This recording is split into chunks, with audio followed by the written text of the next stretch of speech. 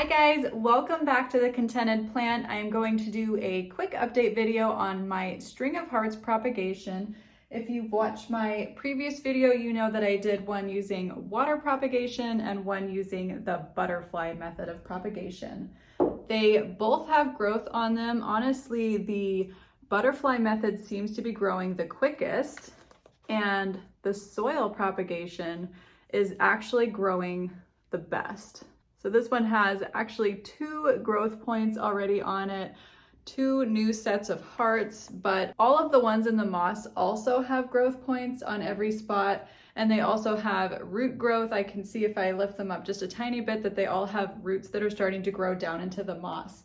So I'm very excited about that. The water is also rooting.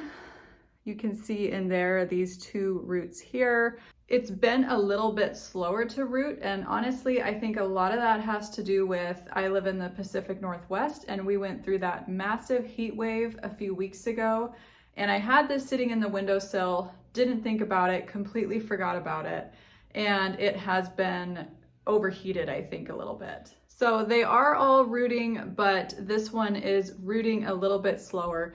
But the thing that I like about the string of hearts, when it's not doing super well and it doesn't have the roots yet, what it will do is kind of die section by section.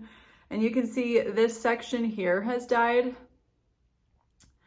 and you can just pull that off and it will continue growing on the rest of the section. So unlike a lot of plants, if the propagation were to die, it would die all at once. This one kind of goes in sections and it gives itself the chance to revive while that root structure is forming. So I'm not at all worried about it. This might just sit in my window for a very long time before it's ready to plant, but all 3 strands are rooting. So this is my original plant that I chopped from, and you can see right about here is where I did the chop, and it's already grown that much, which is pretty crazy. It's grown so long, probably like 12 inches in maybe 3 weeks. So that's pretty impressive, and it's really nice because if you do end up having a fail with your propagations, your plant will give you plenty of new opportunities to propagate some more. So I'm going to keep these going. I will probably leave this for sure for another month, and I'll do another update in a month or so, and we'll see how they've grown. I'm waiting to see when the roots grow down to the bottom. Then I'll know we're really there in terms of planting. But for now, they all have growth on them and they all are putting out roots. So we are in a good spot with those. And I just wanted to show you guys real quick, my newest little plant baby. I got a variegated string of hearts, which I'm so excited about. They've also got new growth on each of the little tips here. I keep it in my laundry room windowsill that gets just beautiful, bright, direct morning light, and this little plant is so happy there.